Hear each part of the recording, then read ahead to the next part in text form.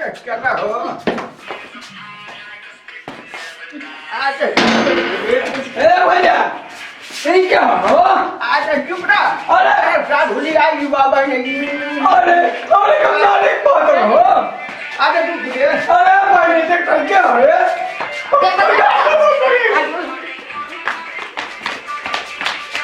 ओ चलो मारा साथ भूली आई बच्चों का नाटक है अरे ये गलत हो अरे भैया सारा मैंने देखा बोली पिया को निकालने के ओ ये दादा अबो आगे आ चल बनो अरे हाथ दे सारा बोली नहीं कर भैया पिया को के दिए क्यों तो क्या कर दी आज हमने का अपना शादी में अपना ही ना सब जा और ये दादा ना ए हटा ना भूली आ गया मतलब भाई क्या करते हो भाई से गए ना आज आज सुहाग वाली रात कितनी रे ए क्या है मोबाइल बंद करो तो ये क्या है ये कबे का मोबाइल पे जात रहा है क्या हो भौजी हो आज आओ अरे भैया अकल में अही रे ए भैया बोल भौजी ठीक है हो आज रात लो क्या करे जी आगे भाई ये क्या है जी आगे के तू का आगे ठोक रे आगे रे तू सटिया नहीं खा बोल आगे रे बात साथ भूली आई हमके सुहाग रत्न मना ए भैया ठीक है चोरी ना खा भैया अरे भैया आई को मत चलो अरे मैं गिरे भगवान ए भैया सुन तड़ा एगो बात कही हो अपन घरवा में लेके जा ई ठंडा जियो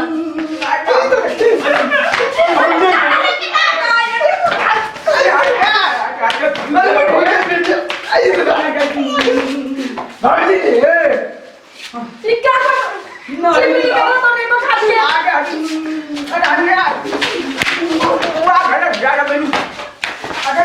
ई क्या करता जी आ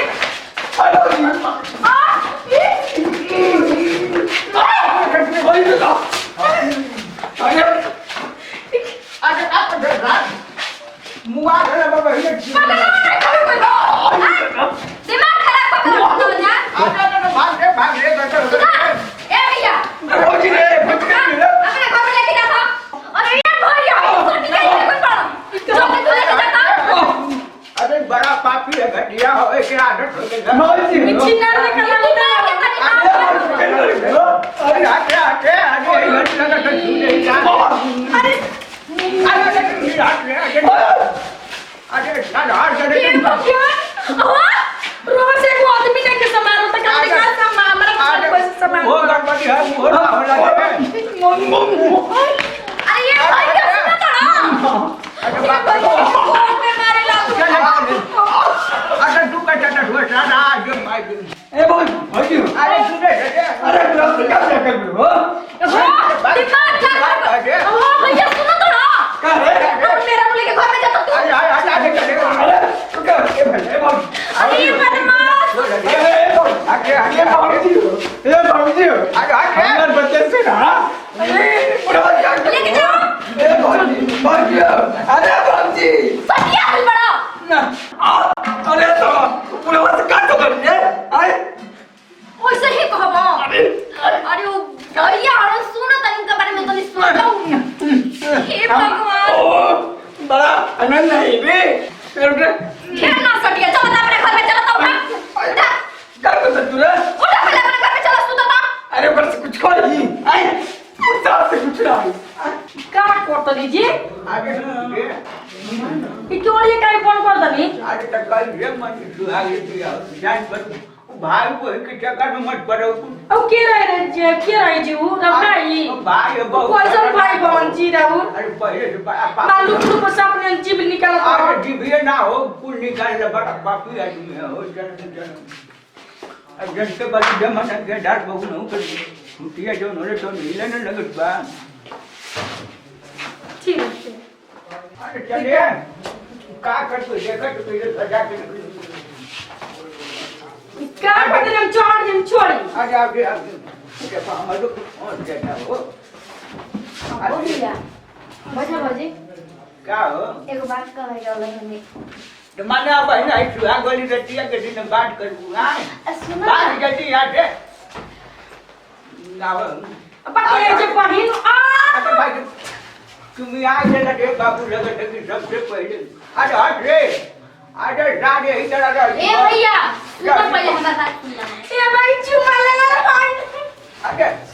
काय ए जगत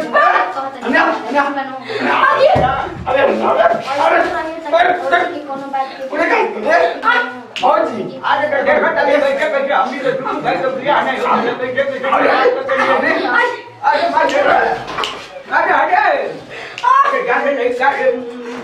ये भैया भैया भैया अरे काल लग रही है ये इधर अटक कुंडिया ने कौन कोनी है जी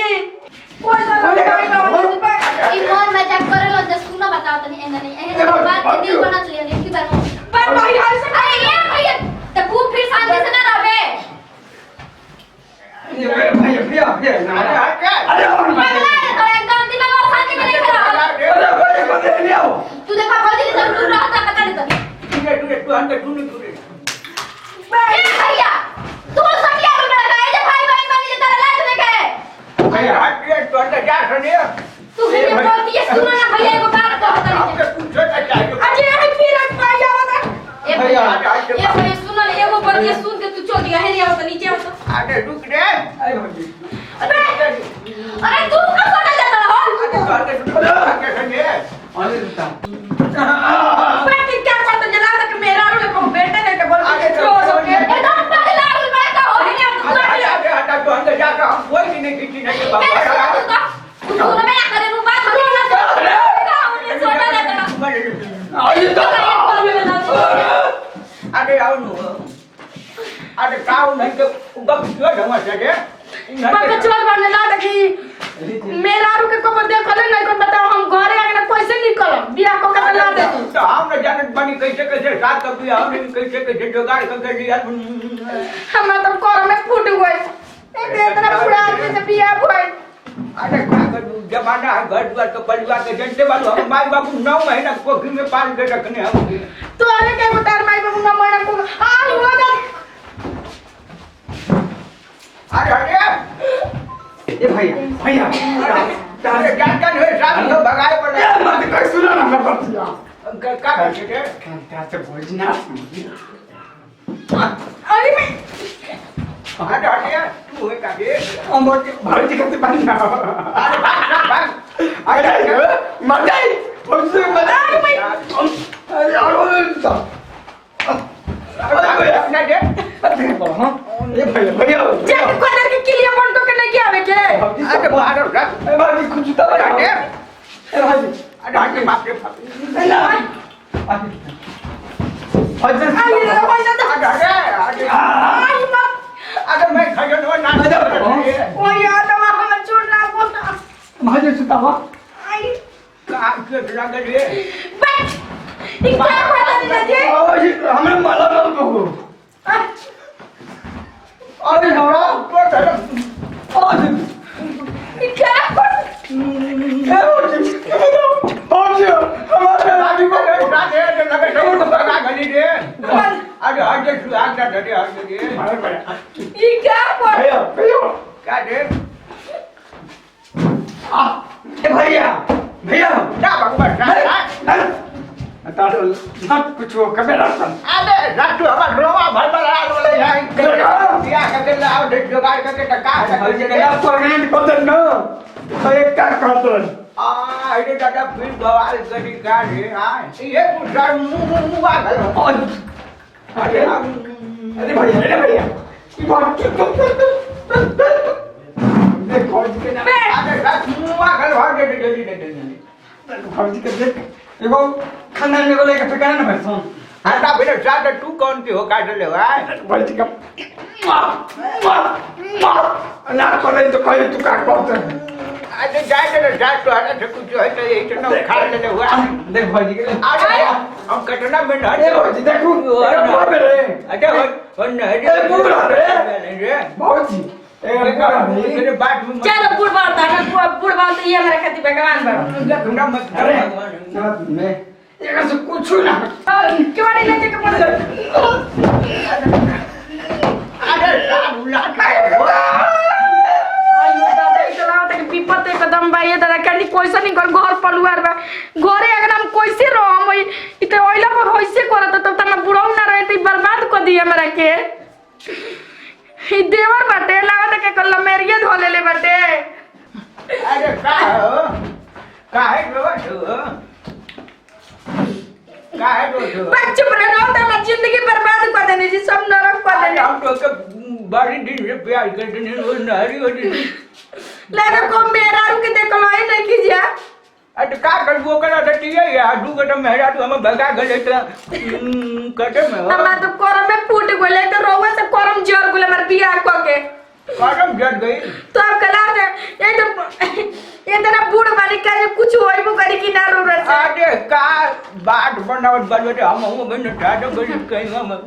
तन को हिले तो टन मारना हो अरे ठीक है कोता जी अरे आउन कैसे कोता ना नो